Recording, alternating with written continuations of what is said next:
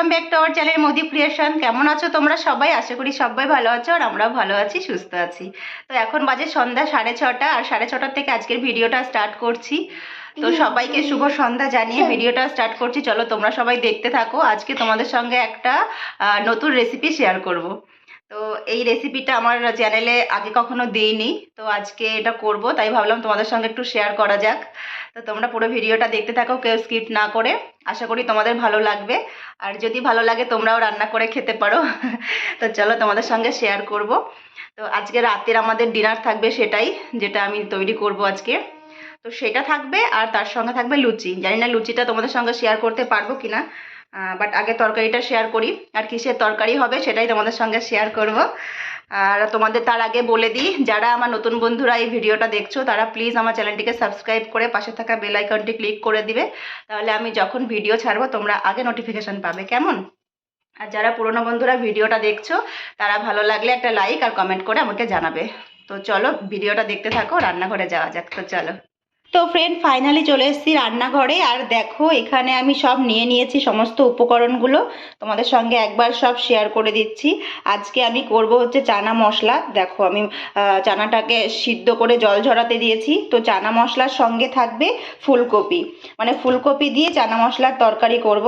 দেখো ফুলকপিটাকেও ছোট ছোট করে কেটে নিয়েছি, আর এটাকে পেঁয়াজ রসুন দিয়েই করব, ওই জন্য একটা ছোট সাইজের পেঁয়াজ নিয়েছি, একটা টমেটো নিয়েছি, আর এখানে দেখো ধনে পাতা কেটে নিয়েছি, আর এখানে আছে ধরো জিরে, শুকনো লঙ্কা আর তেজপাতা। আর এর মধ্যে আমি পেস্ট করে নিয়েছি আদা, রসুন, কাঁচা লঙ্কা। আর এখানে আছে জিরে গুঁড়ো, হলুদ গুঁড়ো, আর এখানে নুন, আর নিয়েছি কাশ্মীরি লঙ্কার গুঁড়ো। মেনলি আমি সমস্ত তরকারিতে কাশ্মীরি লঙ্কার গুঁড়ো দিই, আমার ভালো লাগে।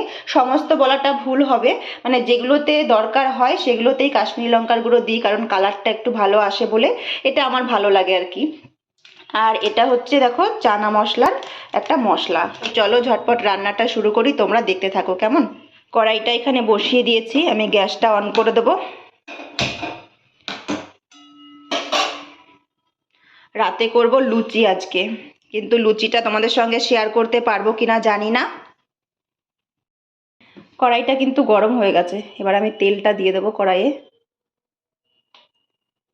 অল্প করেই দিলাম প্রথমে তেলটা, কারণ ফুলকপিটা ভাজবো ওই জন্য। আর লুচিটা তোমাদের সঙ্গে মনে হয় শেয়ার করতে পারবো না, কারণ কি বলো তো, যেহেতু আমার তো ক্যামেরা ধরার কেউ নেই, তোমরা তো জানোই একাকেই ক্যামেরা ধরে করতে হয় সব কিছু। ওই জন্য লুচিটা তো আর এক হাতে ক্যামেরা ধরে এক হাতে করা যাবে না। তরকারিটা তো এক হাত দিয়ে করতে পারবো, কিন্তু লুচিটা করা যাবে না।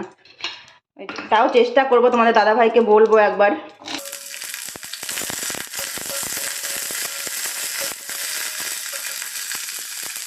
তো আমার ফুলকপিটা ভাজা হয়ে গেছে, ফুলকপিটা নামিয়ে নিলাম। তো একটুখানি তেল দিয়ে দেবো, কারণ কড়াইয়ে অল্প তেল ছিল, আর একটু তেল দিয়ে তার মধ্যে দেখো গোটা জিরে, তেজপাতা আর একটা শুকনো লঙ্কা দিয়ে দিলাম।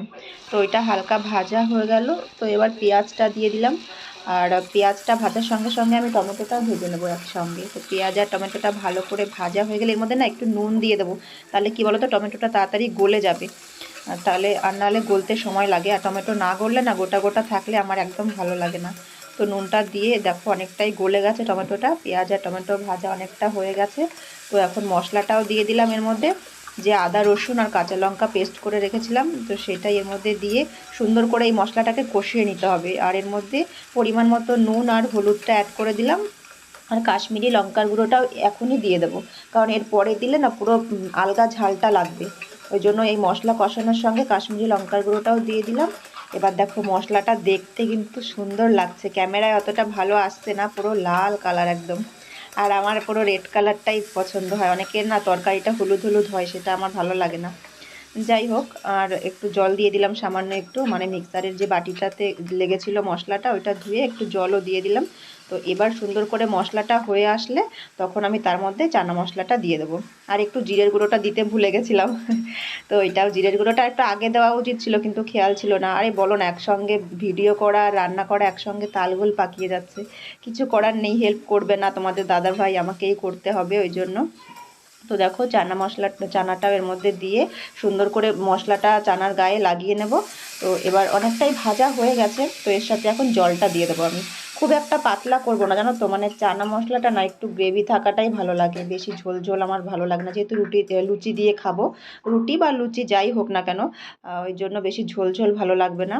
আর জল দেওয়ার পরে নুন আর হলুদ অ্যাড করে দিলাম পরিমাণ মতো, দিয়ে এটা সুন্দর করে ফুটবে আস্তে আস্তে।